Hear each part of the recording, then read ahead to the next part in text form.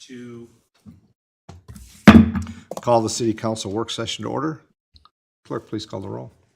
Councilperson Vining, She's excused. Germaini, Present. Lamore, Present. Felder, present. Whitman, Steelgrave, Excused. Mayor Clark. And present.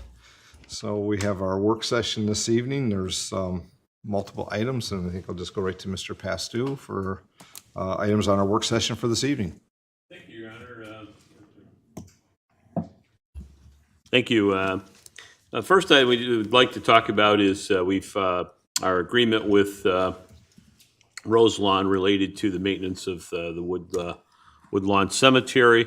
But part of it is it was been an opportunity for us to take a look at the operations, and as I identified in the fact sheet for this discussion, we were looking at some changes related to how we handle some of the details with the maintenance. In particular, where our DPS is now going to handle the refuse collection on a regular basis and relieve them of that responsibility. And then also, starting in 2023, they would be handling, the DPS would be handling the annual cleanup process. We think it'd just be easier and better. And part of it is there is an increase in the compensation, of which we're, from an administration standpoint, okay, because would look to transition all of the records that they currently have into our GIS system.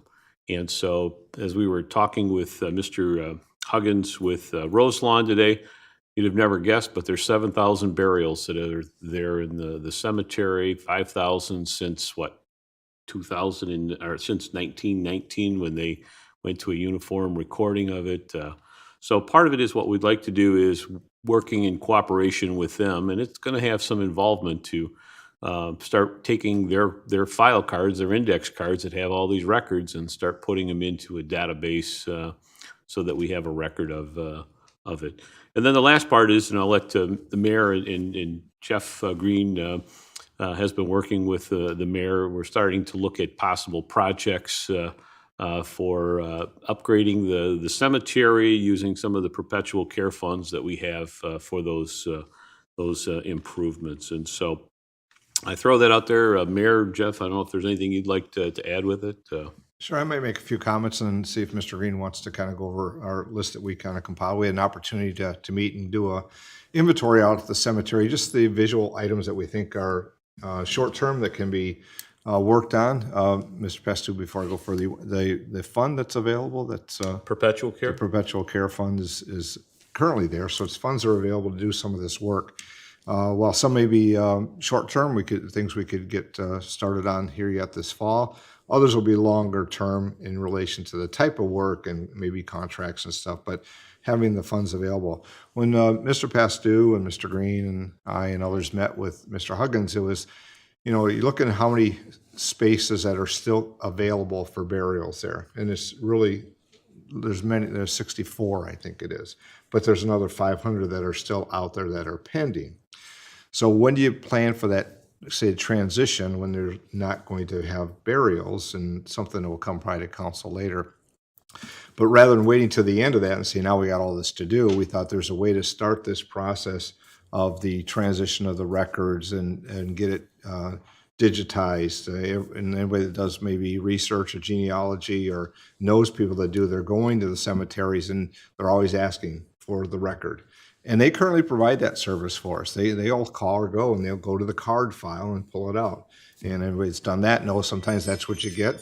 And other times what you get is it's right there. There's either not a kiosk, but a book or something available, or it's online. And you can get it before you do your travel instead of walking for an hour looking for something you don't even know what plot it's in or section.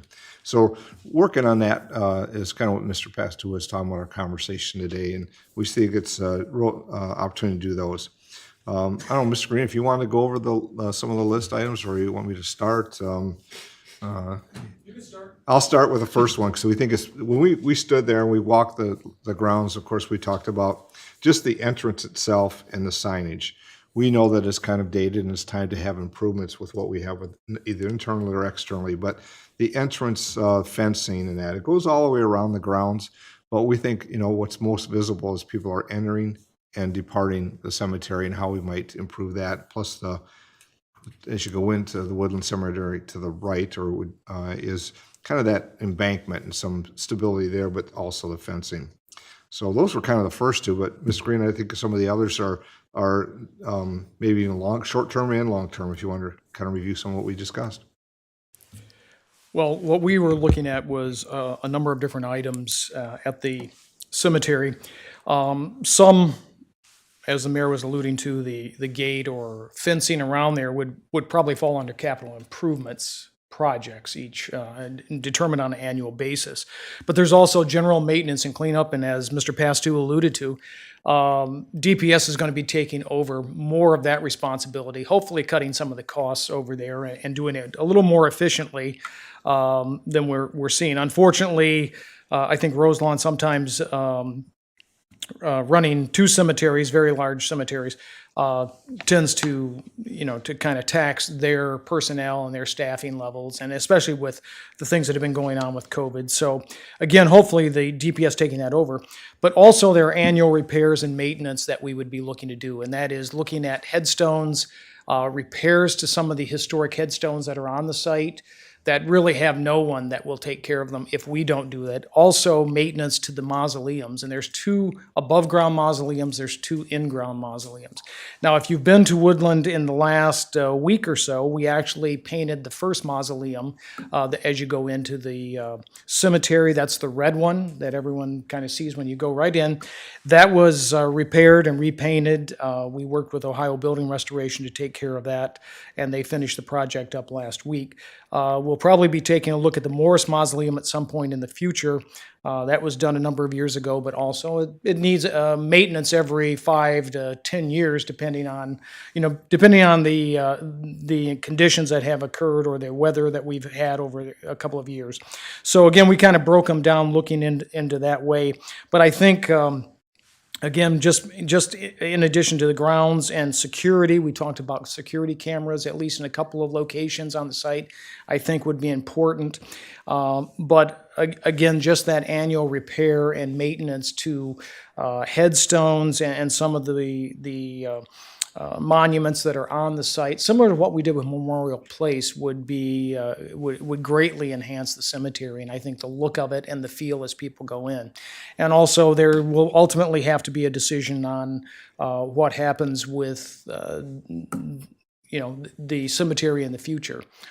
We have, I think he gave us, Mr. Huggins today said there were approximately, if I'm not mistaken, about 64 graves that are left open, and whether we really want to sell those and continue that process or simply say we're going to cut that process off and honor the ones that are still out there and may come forward for burials in the future.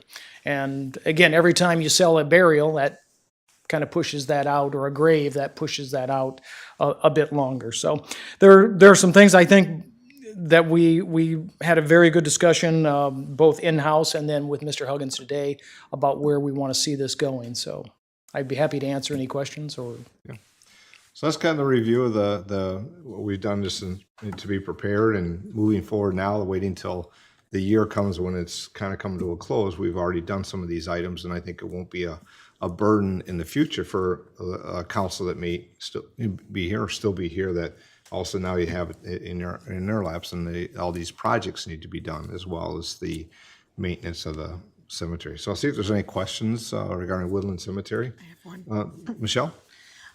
The plots that have already been purchased, but the people who have not deceased yet, we're going to honor their wishes. I think that would be the plan would be to always honor those, and but some of these may have been sold 100 years ago. You don't know.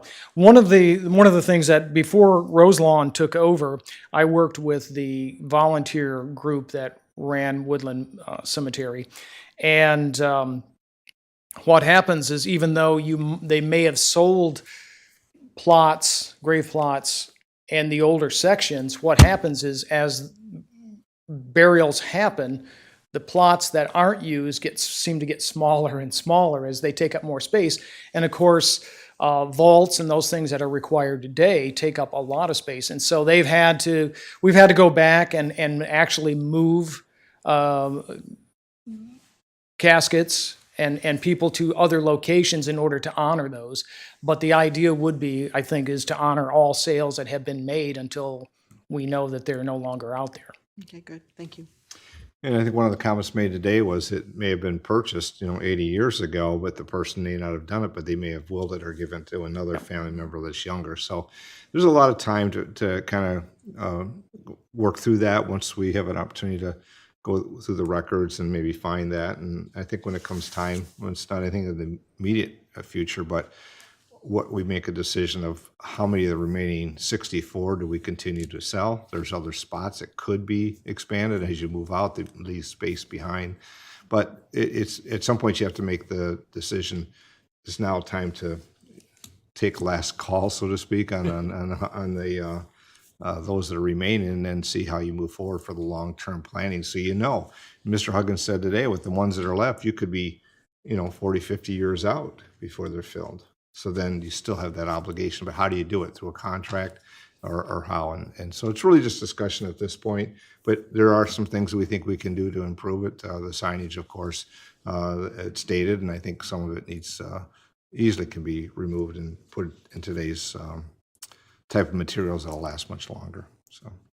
And Mr. Mayor Yes. and members of council, as Mr. Pastou indicated also, getting the records into city possession would be a key thing, I think, because Mr. Huggins indicated today that they get a lot of calls about burials. We at the city also get a lot of inquiries about burials and where graves are. And unfortunately, we have not had that information here, and we always refer them back to Roselawn Cemetery. But again, it would be nice to have that in-house, and it would be nice to make that information or integrate it into the GIS system. So that would probably be one of the major things I think that would come out of all of this, is getting that information in, and so that we can begin to use it more effectively. So if it's in GIS and it's available electronically, it's less calls. And I know, as Mr. Huggins said, they get calls not daily, but quite frequently on holidays. And they get the card files and get the information to the public. So it's not, we've not received calls that people cannot get the information. Just how do we make it streamlined? Mr. Pastou, you had something else? Oh, I was just going to say, actually, I think in the dialogue that we've had internally, as well as Mr. Green alluded to it, was with Mr. Huggins this morning, was, I think, very beneficial. Certainly, I think, although I think I put it in the fact sheet, we discussed looking at the scope of the mowing service there, so that there may be sections of the cemetery where we know headstones will be far more potential for damage, and so we may have a different standard that's required for mowing in those areas, so we can preserve those. We've had problems with that in the past, and so it's kind of opened up. Okay, let's take a look at what we're doing and figure out how we can preserve what we have. But it will require a change in the scope, and even with Mr. Lewis and Mr. Walters, looking at something. Okay, we've got this dirt pile, and something as simple as, well, you can take all you want. We don't need that much there. We were looking at talking about screening it, and then come to find out, well, it's really not that. We can handle it otherwise. So we had a good conversation with them. But again, long-term, I think getting the database into a format that the city has access to, and again, they would be very agreeable to it as well, because they have great reliance on the index cards, for the calls that they receive. So, Thank you. Brian, you have a Yeah, question? thank you, Your Honor. There was a couple of things, well, not really a couple, just one really major one that I'm thinking about. I think it's great with the GIS mapping. I think it's going to work out fantastic for the cemetery. But I noticed that they also have cemetery tours there as well occasionally. Is there anything we can do to enhance, or is there something we should do to enhance helping that to come to fruition? well, I think part of it is process. I can see Mr. Green was going to give you an opinion, but let me interject, please. But I do think some of them come up as a surprise, and I think that those need to be far better coordinated than what they have been, because there's a couple times, like, all of a sudden we know there's something going on there, and it's first that we've heard of it. So Is there a permitting process for this, or? we would treat it like one of our special events. Just tell us that you're going to be on our property and you've got something going on, and and what hours and that type of thing. So, and then again, part of it is, I mean, Mr. Green may have some perspective on the historic aspect of it, but just from an event standpoint, it would be better if we knew further in advance. So that's basically how it's been organized in the past, is just basically to ask the city for permission to utilize it. Not for- always enough time in advance. They'll have the tour and the grass hasn't been cut because it's on a schedule, and then you get a call, why wasn't the grass cut for the tour? If we didn't know about the tour. I think it's coordinated better in more recent years, and the asks have come, but, you know, it's like any other event we have that's on city property is, you know, the indemnification. Do you have an insurance? Because if somebody goes and they're walking, where they're walking is critically important. We just want people walking anywhere. But I think the coordination of it and the process is what we look for. And while we may have some greater comfort with some, than knowing that they're there for historic reasons. And I'll just give you an example. One that we did not do was the night Halloween something tour of the cemetery. Midnight bus tour. Yeah, and we thought, no, that's not what it's there for. And it's for people to come and obviously pay their respects with their family, friends, and have it for that respect. And you wouldn't want then something that's paranormal, activity.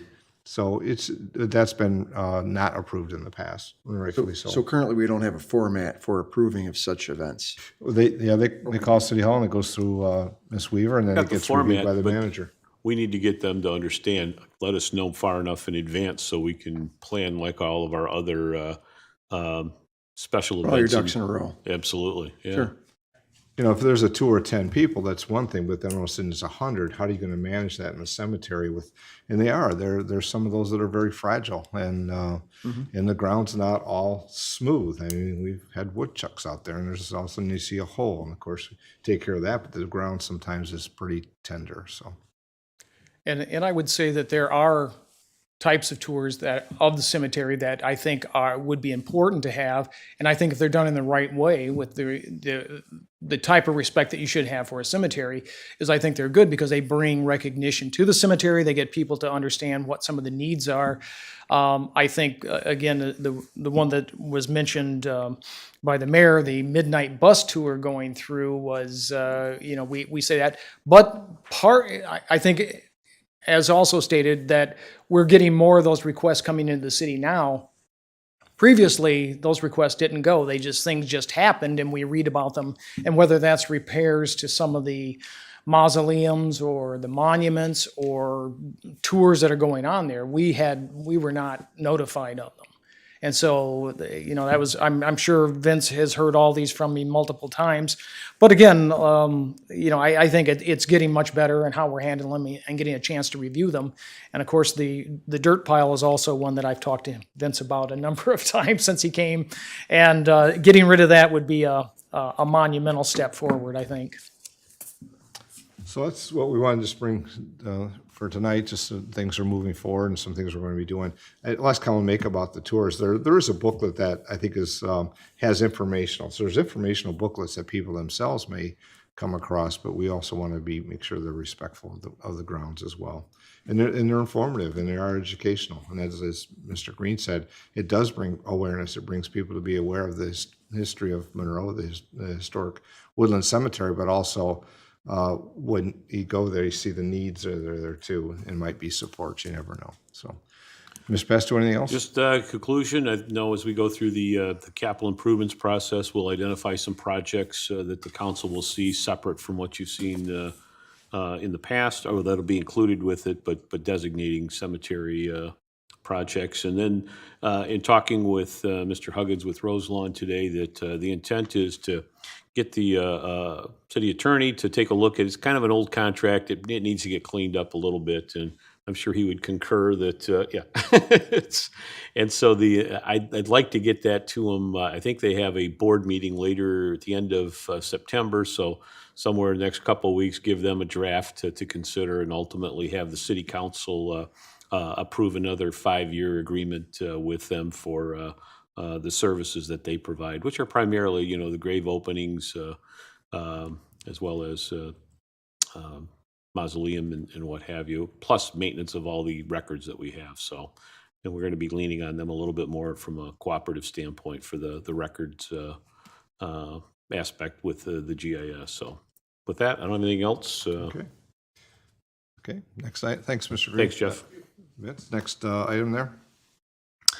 Next item is just a quick review of the tree commission ordinance. I know Mayor Clark has received some applications and had some dialogue with Mr. Lewis, Mr. Walters, and Mr. Abbott, who's our urban forester, a little bit about the program and where it goes from there, and some thoughts.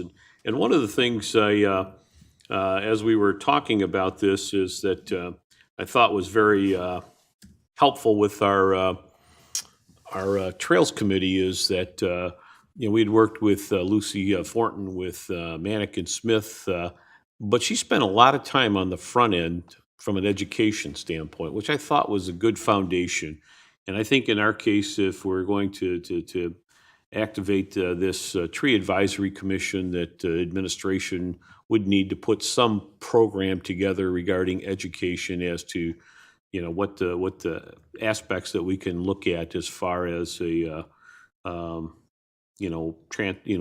tree master plan. I mean, some of it, we've got a lot of inventory, which is really, really good and really the foundation for what you need. But some of the other policies and procedures are something that we may work on going along. But I think the critical end of it is at least having an education component that may take the first couple meetings to provide a general background as to what the role is, but also what is, a good urban forestry management. Mayor? Sure, just a couple additional items because we've had this for a while, but it was the applications were slow in coming in, and we continue to talk about it here and ask for applications, and we finally received 6. And of course, as you see through the ordinance, the committee is made up of, our commission is made up of 5 members. So we have a sufficient number of applications to move forward. I did send emails to the 6 members that had submitted. I sent them the ordinance because I thought the first thing we needed to do is make sure they understood what it is they were signing up for and agreed to what we were putting in here for the responsibilities and as the tree commission, so everybody stays focused to what that is. And if they know what they're signing up for, then they know where we're going to go. Mr. Pastu and I have chatted, and we did meet internally, as he said, and met with our forester, Tony Abbott, and others, and Mr. Lewis and Mr. Walters. Kind of just reviewed kind of the thought process. It wasn't about the applicants. It was about, how are we going to manage the commission and have their input and yet also move forward? And so looking for, because some may have just a point of, tree planting, the others may be tree removal, the others might be something different. How we put that all together is important, how we start, as Mr. Pastu said. So, and I think having somebody that helped manage that through and going understood this. So they all read their ordinance and came back, and I received 5 responses back that were still interested in continuing. I'm not sure what happened with the 6th one. So I'm bringing it now because I thought we'd have it in case there's any other thoughts the council may have before the next council meeting, not this evening, but in 2 weeks, about putting forward the names for appointments, because then we have an opportunity for them to meet with the staff, and the staff kind of provides the internal educational component of what we're doing with GIS, what the trees are where, why we have a tree inventory, how many trees there are, the types, and why some were being planted and why we're not planting some in the future. So that's kind of the start point that we thought. And obviously Tony's had contact with at least a couple of the people that had put in for applications just on basic inquiries. So, and I think he's a wealth of information to and work with the commission as far as from a staff person with his knowledge. His is about trees and I would locate in that, but there may be another researcher we're looking at from a kind of the administration side of managing like any other asset that we have. How is it managed and how do we do it correctly? So That's kind of what I think I wanted to review, unless you had something else, Mr. Pastu, and I'll see if there's any questions from council on this. Andrew? Yes, regarding the training session, you said you'd want to have during the orientation of the initial committee. Would Mr. Abbott be putting that on himself, or were you looking for outside help? I mean, I think Mr. Abbott would be capable of doing that, but at the same time, I may have somebody, if I could find it, through like MSU Extension or something like that. I think that's where Grant was through, was it for the inventory? It was through that, the DNR. DNR, okay. But I would look to find somebody just for a couple meetings to kind of go through what all this entails and how you go about doing that. There's other, tree master plans out there that, we can look at as far as a framework. I'm not sure we need to hire a consultant to do it, but, give us some general guidelines and specify it. Because, a lot of it is also internally. I mean, it's not like, I think, DPS and Mr. Abbott are running blind. They've got an idea what they think needs to be done, but there's times where input would be helpful and before going about some of this. But I do think it can be. There's going to be some tricky issues here and there with certain things, and that input I think would be valuable. But I think generally it'd be nice if we could put together a tree master plan. Just in a general sense, these are our goals, objectives. Here's some recommendations regarding policies, procedures, that type of thing. Because in the ordinance and under the functions, it goes right through, is develop a master plan for reforesting the city, an annual planting plan, and sending that to council. Reviews the city's capital improvement programs and projects to see how that might be implemented and included in there. So it kind of goes through what we do here, but knowing that and establishing a bylaws for their commission, it says. So they have those administrative tasks in this, and not just going out and looking at all the trees and saying, we need more here or less there or this type there. That comes after the hard, I always say the hard work, the getting things structurally put in place. And there may be an opportunity to bring somebody in as kind of a, we may not have a meeting for some of these purposes, but a meeting for training or an opportunity to hear from that outside expert as well. I know that Mr. Cochran and Caitlin are doing that when some of the on the community development side of our boards and commissions, and just because there may not be an agenda or an item that takes that analysis and determination whether it's approved or not, but opportunity to bring people into whether it be zoning or planning that might be a speaker to talk about what's going on elsewhere might help give ideas of how we implement some of those other ideas. I mean, there's publications, but that I know that we send to other commissions, but having somebody come that might come from a, forestry design and from municipalities in a broad perspective of different communities and different styles might be beneficial. So, but internally, I think Tony can get them started on that in learning what we have. You can say we have GIS, but have they ever accessed or seen it to know what it is or isn't? And I think that's really the start point. And why we want to get this started now is because, as we know, fall is the best time for the planting. And so that planting season's coming up, so they understand what that is and why it is, and associated to the cost to it. Because if we're asking them to make inputs to capital improvements, I think they should have an understanding of what that cost really is now and what it might be in the future. So it's we want them to be a partner. We want them to have the residents' voice, and that's why we started this. I could see growth also because we want to have a broad geographic representation too, but we'll start where we're at for now. What part of it is too, is we discussed this, I had an experience 7 years ago, roughly, when I was down in Florida where they were doing a streetscape project and they removed a number of water oak, which is not a live oak, which is it's kind of the equivalent to the water oak of a silver maple. It grows fast, it provides a lot of shade, but it falls apart on you pretty quick as well. And so a number of them were removed as part of the streetscape. Big hullabaloo in the town. And part of it is I ended up writing a grant to the state of Florida to do a tree master plan. And part of the language in there, it says we don't consider trees as part of our infrastructure. And yet, we do stormwater, curbs, streets, water, sewer, but that tree in the right of way is really a significant element of our infrastructure to give our community the quality and character that it has. And so some of it is just changing the manner in which we view them, that it is part of the overall infrastructure plan. And so we may end up looking to put more additional funds in the capital improvements for that purpose, and think in that context that it is part of our overall community infrastructure, and not just trees that are separate and distinct from everything else. Because also the species have a big impact on our sidewalks. Mr. Lewis will tell you, given the fact that we know we're going to have another change order coming up here at our next city council meeting to do some more. So all of those things play into the infrastructure management. So, but yeah, I think the one thing with it is to change the mindset about that, but also have the education component as we embark on putting together a plan. Follow? Yes, and I certainly, in speaking with my neighbors, and I'm sure this is true for the rest of the council members as well. We've gotten requests for people who want to have trees on their block that have fallen down but haven't been replaced for decades. And similarly, there's some people out there that have a tree in front of their house that they would prefer actually that not be there.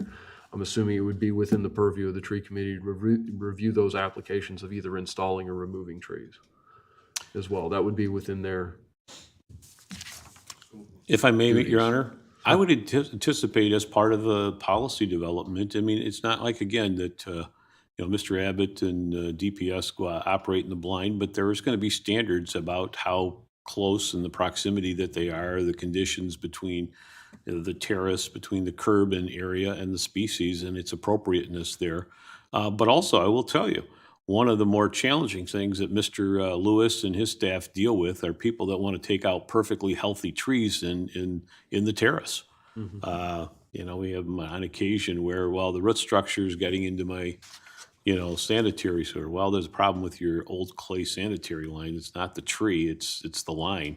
The tree's perfectly healthy, so fix, the sanitary line. So, but I will tell you, those are very, very contentious issues that they have to deal with. And so I think having a, policy, as well as maybe even at some point, a review and appeal process may be part of how this evolution may take place.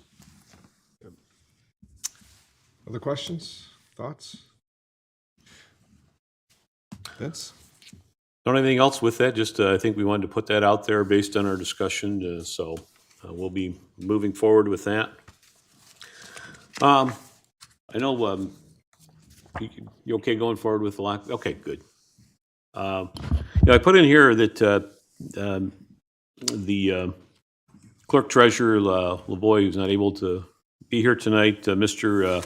Sell and his staff and Mr. Leroy and his staff have been looking at going to this lockbox format. And as I described it in the fact sheet, it's essentially sending where we have customers that mail their checks in for payment on their utility bills, historically come here to City Hall, we process them in the clerk treasurer's office, record it, and it gets posted as paid for our software system with utilities. And one of the things we're looking at is sending it out to a third party to process that. And, more and more, even whatever you see it more frequently with commercial entities beyond just governments, but there's a efficiency on both ends of it as far as processing. We get electronic record of what was paid, the customer account, the amount, and then get a deposit into the city established account for it. But the fact is that it would go, the envelope that goes in the bill will be sending it to a different address. And I know, Michelle Lavoie, felt, well, before we go too far down there, just put this out there for council thought and comments, because there probably will be some reaction. Why are we sending it to somebody else and not here? But there clearly is, from an internal control standpoint and an efficiency standpoint, a benefit to doing that. And as our operation has evolved, certainly with our utility bills, we have approximately one half of them already paying online to begin with. So it's just, I think, a continued evolution of providing a little more convenient an effective and efficient service for our utility customers. Ed, do you want anything else you want to add with it? I forgot.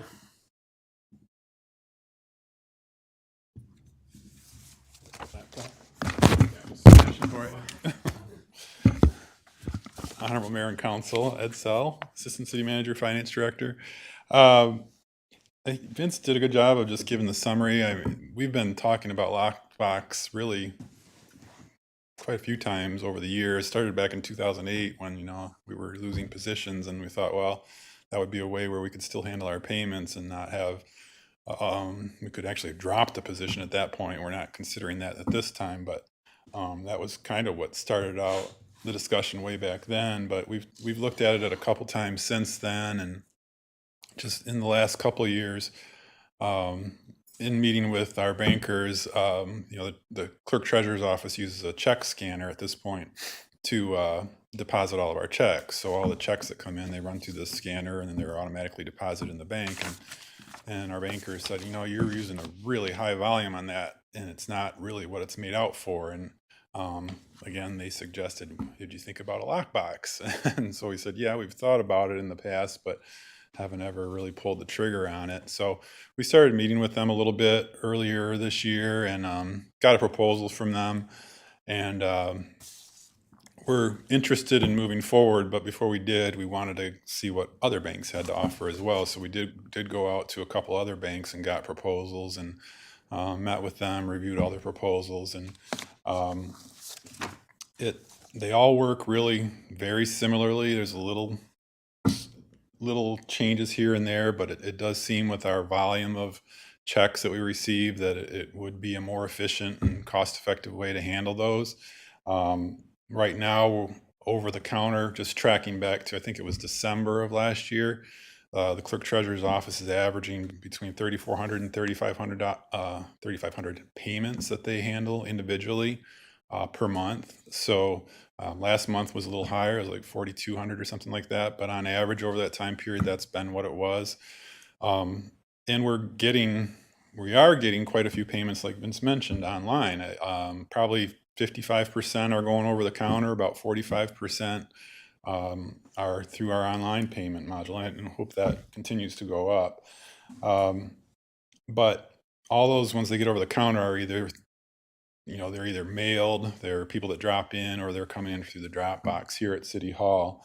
The lockbox would be delivered to a post office box. We do have a bank in mind that we're going to recommend, but I don't have the final agreement with them yet, so I don't want to mention their name yet. Hopefully that'll be ready for the next city council agenda. But the way it works is just like Vince said, people will mail their payments to a post office box. The bank will process them, and they will, through our online portal, provide us a file that we would then upload into our system every day. And that file would then credit each individual customer's account. The funds would be deposited the same day in our account. And there are exceptions that would have to be dealt with by the clerk treasurer's office. Sometimes some things will be put in the mail, and the bank won't be able to identify what account to credit it to. So those will be put into our online portal for the same thing we do now, probably, is the treasurer's office works with the water department to identify what account that should be credited to, and then they can go in and basically make a decision on where to put that at that point. So that'll happen. We have talked about the post office box. It wouldn't be in Monroe, but there is an option that we're looking into to kind of set up our own post office box that they would go to, and then we would be responsible for taking whatever goes into that post office box and getting it to the bank's post office box that they send it to. So we're looking into that option, but I don't think Michelle got to the end of that process yet. So that's something we're still looking into as well. The cost is based on how many payments we received and how many pieces of paper are with those payments. So there's a small fixed fee every month, but then each payment costs a certain amount, but then they also image everything that comes in that envelope. So you get an image of the envelope, you get an image of the check, you get if they sent the remittance advice, you get that. And if they sent some sort of letter with it explaining whatever, that would be in there as well. So that would be all in the image file, and and I believe it was 7 years that those are kept online for us. Excuse me.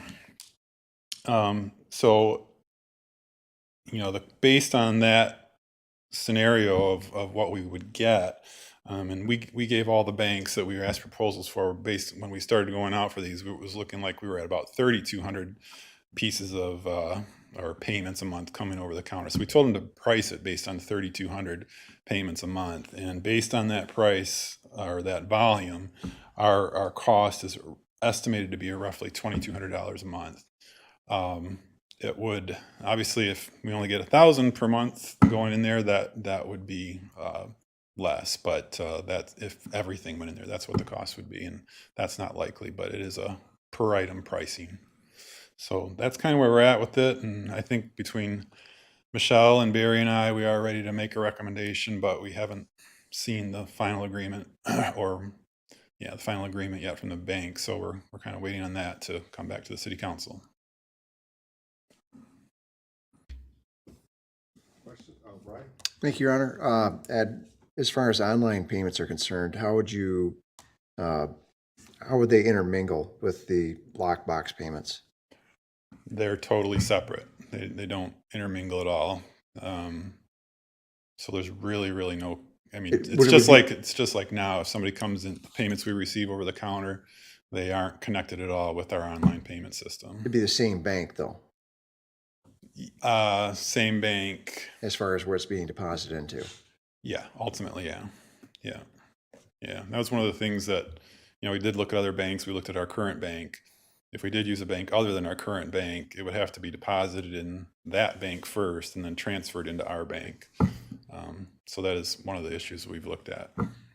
And currently, we have to pay somebody to basically record that transaction.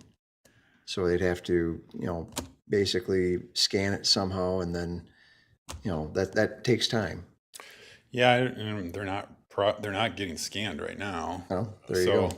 So that's an added benefit. I mean, all the checks are, because they go through the check scanner, but the remittance advices are, they're kept on file, but they're not scanned. So, so that would be one benefit, is we'd have that record too. They give you like a file at the end of the month or something for each? Every day. Oh, every day. Yeah. Every day you get a file of what was received. Great. So as I look at this, the current process, as it says here, they're doing with it, Dropbox. Yeah. It says about the customers still come to the clerk's office payments or utilize Dropbox, but we're trying to get people to streamline the process too. Yeah, absolutely. Yeah, I mean, people can still come into the city hall, still use a Dropbox, and they ultimately can still mail them to City Hall. There's nothing to stop that. But those ones that get mailed here, it'll be Michelle's call. She does have the option to say, okay, I'm just going to send that down to the Dropbox and have them process it if it was a lot of them. So, but yeah, people can still do it the same way. At least at this time. Other questions? Andrew? Yes, so there's two other methodologies.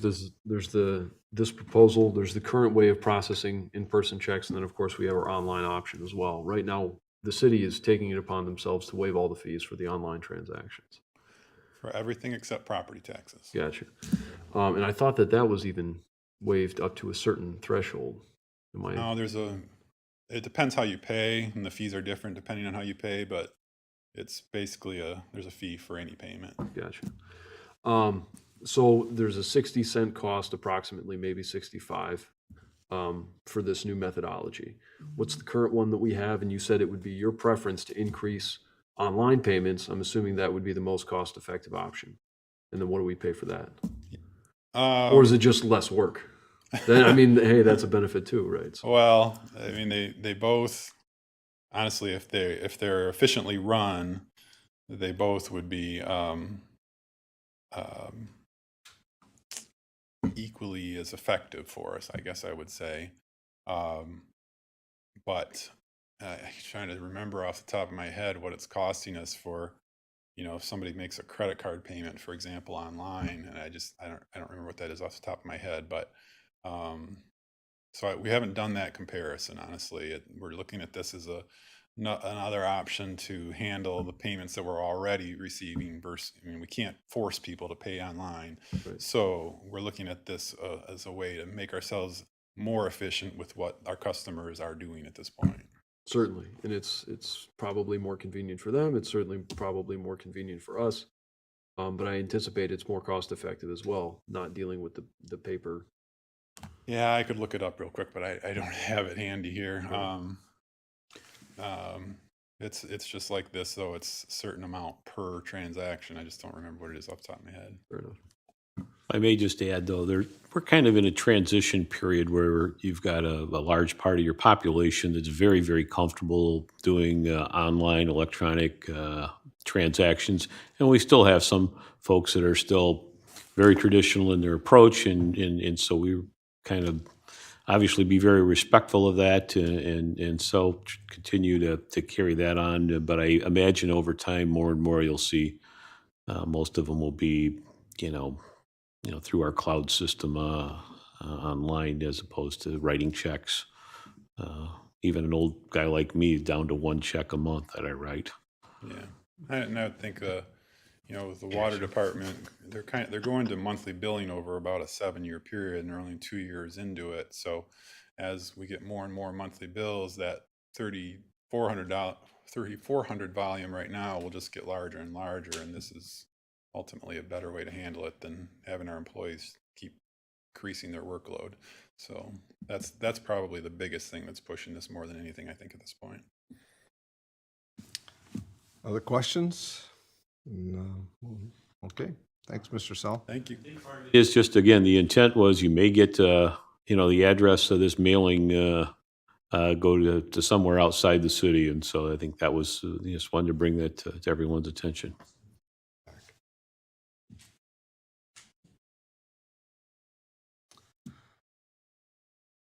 Okay. Vince, and I think Next item we have is the proposal for the 2023 National Citizen Survey. Mark's got a PowerPoint prepared. Hopefully it works Hopefully it better works. this week than last week. Good evening, Honorable Mayor, City Council, Mark Cochran, Economic and Community Development Director.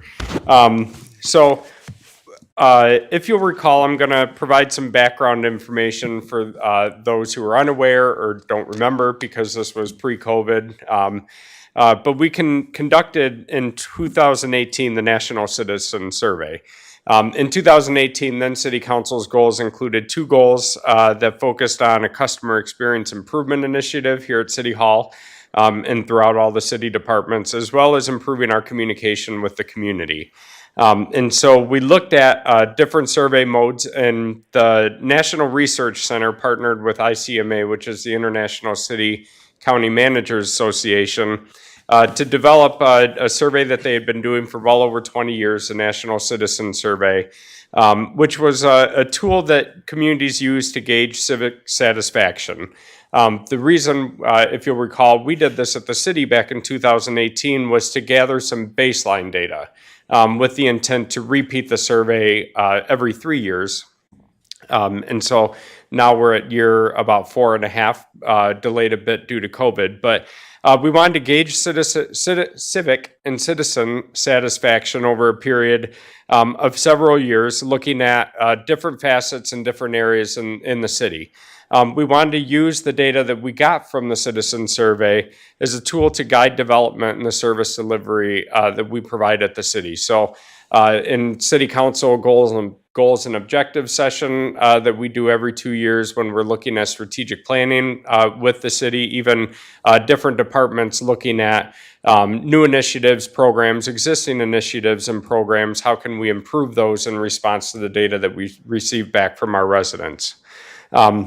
And looking at it as a tool to use to guide future decision-making and resource allocation.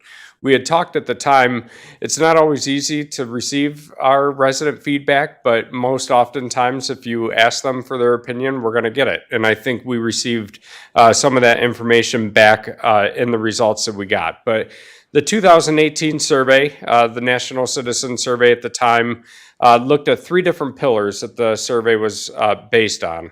First was your basic community characteristics. Second was the governance, so the city council, city administration, and delivery of services. And third was civic participation, so residents participating in civic daily life, whether it's coming to meetings, voting, engaged in issues, participating in different programs and initiatives that the city had sponsored. And within those three pillars, we looked at 8, they're called livability facets. First was safety, mobility, natural environment, the built environment, the economy and economic development, recreation and wellness, education and enrichment, and community engagement. And so the survey tool is designed to, when we redo the survey, to look at whether we're moving the needle in all of these areas that we had surveyed. I believe we asked about 134 questions, and we had the ability to customize 5 or 6 questions with the survey. But the idea would be to repeat those same 134 questions, at least in some form, and looked at the initiatives that City Council and City Administration has put forward. Or do residents feel we're doing a better job? Have we dropped off in some areas? And then the 5 to 6 custom survey questions are ones that are issues that we may be looking at in the moment that we want to get some input and feedback on to use on sort of standalone projects.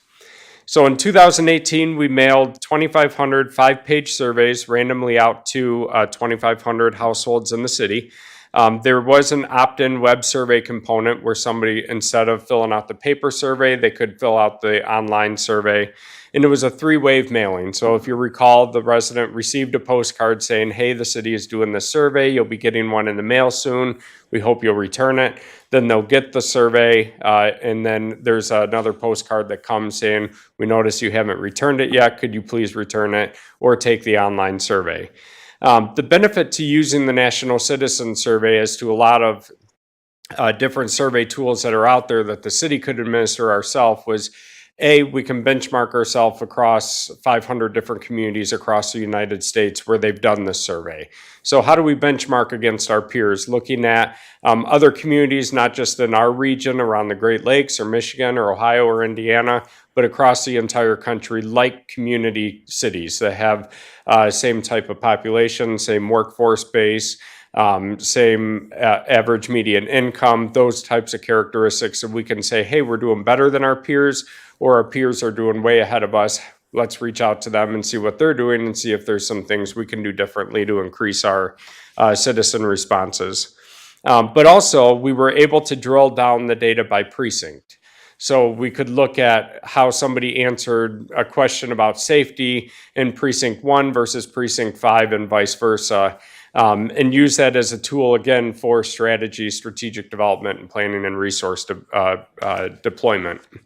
So out of that 2,500, we had 1,063 completed surveys, both in paper and online, which was able to give us a geographical or a statistical analysis that we could then compare the rest of the city to. We asked 132 template questions, and we had 6 custom questions.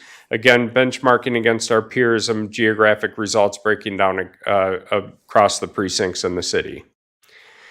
So, and we were supposed to update and do the survey back in 2021, but COVID happened, and so the project got put on hold. But recently, and if you'll recall, Florence Buchanan with Customer Experience 360 is the one who led this project for us. She was the intermediary between the National Research Council and working with city administration to put the whole project together, implement it, execute it, and then we did the presentation to City Council. And so we asked her if we could, wanted to do it again this year and start preparing for that. And so we asked to reach out to National Research Center and found out that the NRC actually merged with a firm called Polco. And so Polco acquired all of the data, all of the assets, and that's who would be working with again. They still have all of our survey results, as do we, from 2018, where we could compare all the same questions from 2018 to today. But the 3 pillars remain the same: community characteristics, governance, and participation. But instead of 8 livability facets, they actually look at 10.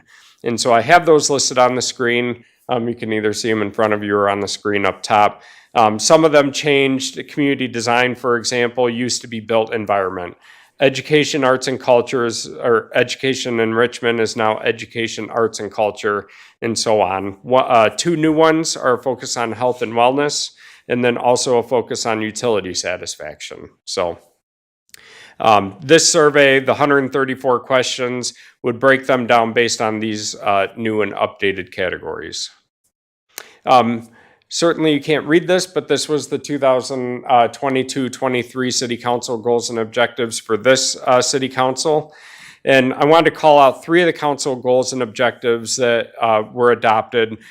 First, goal C was communications. And while we don't particularly call out the national, or it's called the National Community Survey now too, not this National Citizen Survey. But I know we've had a large emphasis at the city and how we communicate with our residents. And I think looking at the data that we received back from both the 2018 survey as well as the results we'll get forward, how can we target communications based on the results of the survey? So if we score low, but we know we're actually have some really positive projects going in that area, we can communicate with our residents in sort of a, hey, did you know, type mode. And so looking at all the objectives and the strategies, I didn't include those in the PowerPoint. But I think the main point is trying to increase and be respondent to our residents and our citizens. Also getting back to the customer experience focus. So leading up to the pandemic, we had a lot of staff in services, staff professional development. I know with Dr. Everly, we've had discussions about getting back to some of that now that we're past COVID and trying to return to some sort of new normal. But how do we re-engage our employees, our workforce, and even our boards and commissions and our volunteers about customer experience training, development, even processes and improvements that we've done across the city in the past 4 years or so, mostly in response to COVID, but as Mr. Sell was just talking about, more online payments, more online self-service. Are we improving the customer experience for our residents through some of those initiatives as well? And then finally, using our information technology and data collection for operational decision making. I think this is one more way that we can continue to collect data and use that for our decision making and strategic planning going forward. So for this year, we do have a proposal from Polco as well as Florence to do the survey again, likely starting in January. So we're bringing this proposal to you probably at the October 3rd City Council meeting for your consideration, but wanted to talk to council tonight and get your feedback as we move toward that. Polco, it's actually a little bit cheaper than 2018, where it was $23,000 the total budget. This year is $22,300. We would follow the exact same process, the exact same procedure. So doing the random mailings, the 3-wave mailing, having the online component, but also a new component that we get with the relationship with Polco is access to an online civic engagement platform. So if there's different projects we want to do throughout the year, different topics, I think about, we did the trail survey, we did a recreation survey this year. We can actually use the Polco platform going forward if we wanted to do more touch bases and more civic engagement with our residents outside just the one or the every 3-year national community survey. We would still be able to break down by geographic, by precinct. We would still be ranked against our peers, but new this year would obviously be comparing the results from 2018 to 2023 to look at how we move the mark and move the needle. So a little bit of a background, what we're proposing this year, and want to know if any questions or feedback as we move toward bringing the proposal back to you.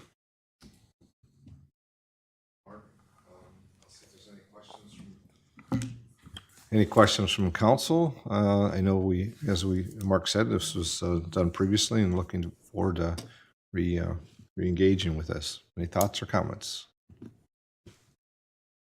I don't see any.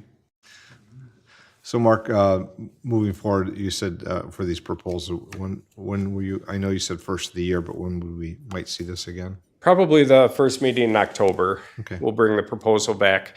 Personally, I'm really excited to see if we've moved the needle because I go back periodically and look through the survey and look at the responses that we got and the questions that we asked. And I'm thinking about all the changes that we've made or new programs or policies or procedures that we've changed since we did the first survey. And I'd be real interested to see how the citizens have responded to that, as well as the new communication modes. I know we've talked with Jody Egan, Communications Director, the publication that we're going to be mailing out to every resident in the household, the new communication specialist position that was proposed that we talked about last week. How can we utilize those means and methods to help move the needle on a lot of these too? So just a point of personal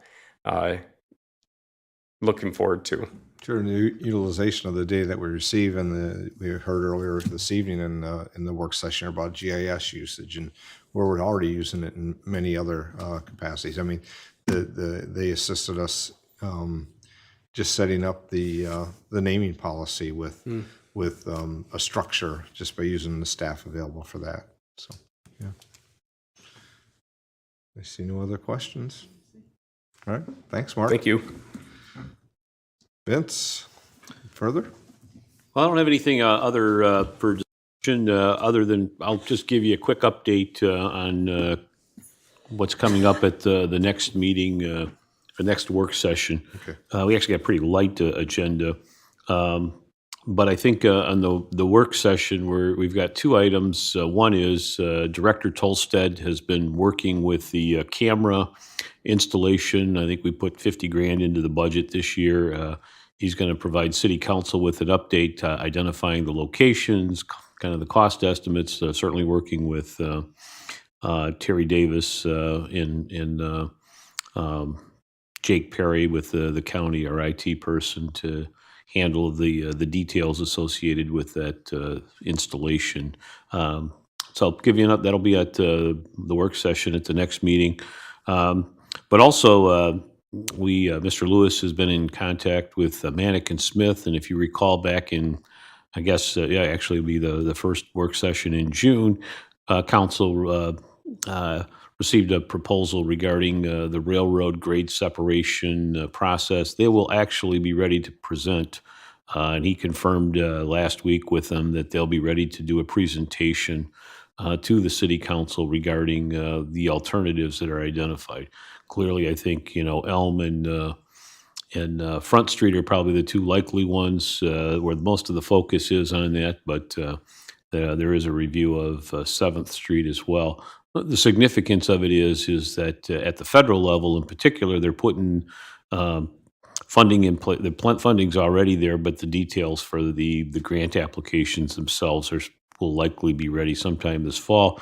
And we know that in talking with our legislative delegation here in Monroe, that there's a great deal of interest at the state to provide some supplemental funding for grade separations.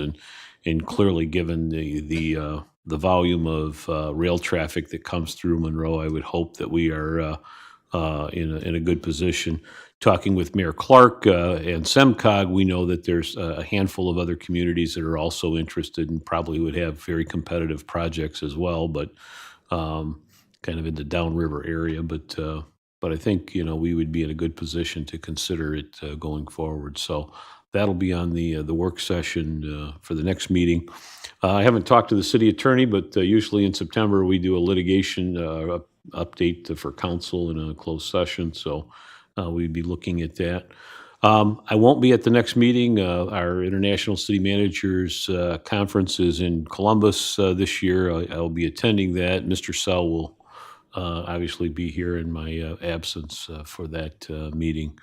And I'm trying to think if I got anything else as far as an update for council. Nothing I can think of now. So, but is there any questions regarding any of the items on tonight's agenda, particularly if it's on the consent agenda? Comment about the grade separation and the funding, the federal funds that are coming, because having been at a recent SEMCOG meeting, but before that, we did receive a call from SEMCOG because they're looking at it from a regional perspective and trying to work with the state on the funding that's coming in to maybe put together a regional projects across the entire 7-county region and consolidating that and put together a rather large. So it's not all going to be centered in one county. And they were looking of interest where the city was considering that. Of course, we said absolutely. So we did send the projects, the interest along. They haven't collected yet the date or when that's going to be. They're still waiting, of course, but then that's why this is very timely that we're doing some planning, some analysis, that if we come to a consensus on the project to submit, we'll be able to submit that along with the others. Last week at a TAP grant meeting with SEMCOG, there was a regional review committee, I'm sorry, with SEMCOG.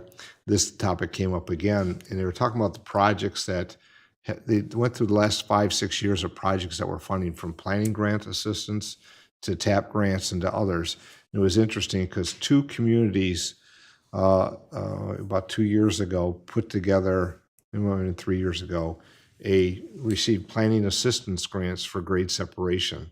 So those 2 communities, I'll just say, have a little bit head start. So they have the grant, or they use the planning grant funding for that, and they have plans of what it would be.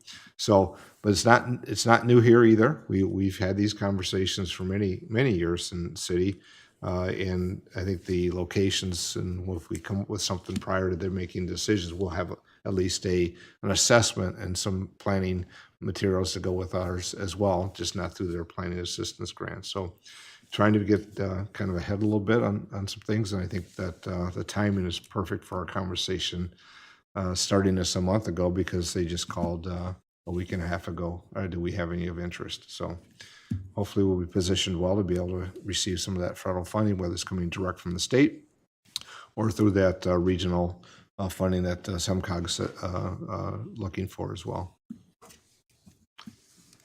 Andrew, and then I'll come back. Okay. Regarding item 3692 on the consent agenda for the consideration for the mall property, in the unforeseen circumstance that the millage does not pass, we would be acquiring this property, and then what would the plan for it be? We've had an option now for a number of years on it, and just reviewing with that, I'll go back to the start. They asked us, would you like the property? We'll give it to you for $1. And we said, well, thanks, but no thanks. We know that there's some environmental issues related to that. But we thought, and again, part of it is there's a defensive element to it, where we don't want it falling into the hands of somebody that's inexperienced or don't understand the circumstances associated with that property. And furthermore, any legitimate or realistic development would be coming through the city and the Brownfield Authority anyways. And so we've made a number of attempts at trying to work with developers at different projects, and we've run into, it's a challenged property. There's no ifs, ands, or buts about it, but clearly the property owners are comfortable that we're making a good effort to try and find its way toward redevelopment. And we think it's still the best approach for us to where we have the experience and the understanding of the property, as well as probably greater access to some grant funds as a municipality than a private developer would as well. So we're just asking to continue that 1-year renewal. This last year, I remember we met on like a Zoom meeting with the attorney and representative of the owner, and I think they're fine. I think Mr. Buds actually did it just himself this year, and so we're fine with going forward with it. Brian? Oh, okay. So we have a few minutes yet as we reviewed Mr. Pastu's talking about the next work session, but is there other items on the consent agenda that maybe the council, or any of the agenda the council have any questions on that we can answer starting to lead into the meeting this evening, council meeting? Okay, I don't see any. Last comments? Vince? No more. None for me. Okay, well, I don't have anything further, so unless there's something that you wish to have a conversation at this time in the work session, otherwise we have some additional time. Brian? Yeah, sure. after walking quite a bit this past weekend, I saw the park staff tending to our grounds in the parks, and I think they do a fantastic job. I know one of them is going to be retiring soon. I just want to make sure that we've got our bases covered, because we're going to be not only trying to replace that person, but we've already got one person that's retired on that park staff, as well as building new parks. So I just want to make sure we have the sustainability to maintain these parks. That's the only thing I'm trying to ask. And that question is, do we have a plan for that? The short answer is yes. You'll be happy to know that the parks, excuse me, supervisor has been involved with the details associated with the park plan itself for Carnes Park and the maintenance-related issues with it. Excuse me. Mark? Yep. So unfortunately, yes, Chuck Bose, who is our other full-time maintenance supervisor who works with Brad Willie, has put in his retirement. And so October, I believe 23rd will be his last day as a full-time employee. But at the same time, we are working with the HR office just today to get the position posted to be filled. Thankfully, and we really appreciate Chuck waiting until the end of summer to retire. But so the position will be posted, and we hope to be able to have that filled relatively soon. But given the challenges that we know we're having in the workforce right now, if that can't happen, we are additionally working with our seasonal staff to see if some of them can stay on longer. I know we also just hired one new person last week who can work 3 days a week, who will be able to fill in both in the transition if we can't fill Chuck's job, and if we are throughout that training process. And then our summer seasonal employees, some of them are going to stay on a little bit longer. We did have one retiree come back who is able to stay throughout the fall as well. But we had some discussion today with Stephanie Kasperzak at MCOP, and Dr. Everly is part of this discussion as well. But the Summer Youth Employment Program that MCOP has, a lot of them who worked in the Tot Lot program and some of the other MCOP programs throughout the summer. But we're talking about succession planning. Is there a way that we can use that as a talent pipeline where once they've aged out of the youth employment program to join our park seasonal maintenance staff? And then what opportunity does that open up to them for full-time permanent employment with the city and some of our other departments as well? So I know that was a long answer for a simple question about just Chuck's position, but looking at how do we make sure our parks are staying beautiful? Yeah, no, I agree with you that it's great to have a replacement, but the problem is we're going to need more than just that one, because when we have more parks coming into the community, we have to be able to maintain them, and right now we couldn't with the staff we have. I know that. You know, I'll say Brad does an incredible job, not just with his Absolutely. staff, but the stewardship program as well. I think last week or this week, we had Rotary working at Munson Park, and we've had a lot of groups throughout the summer. And I'll put this out as a call for volunteers. If there's any groups out there, I know Jason Linster at SMCC, their students want projects to work on throughout the year. And so Brad does an excellent job, not only managing his staff, but also all of those stewardship programs that help fill in throughout the year as well. Yeah, I think that the Rotary and the Playscape and the follow-up this on the September 17th, Saturday, they're going to have not only just the Rotary, but anybody that wishes to come out and help, and some of the reconfiguration and improvements that need to be done there. So it is that stewardship program. So very good. Thanks, Mark. Okay. Other comments from the council? What's about 13 after? Don't look at the clock up there. For us, it's not correct. So it's about 7:13. So if there's nothing further at this time, I'll close the city council work session, and we'll be back at 7:30.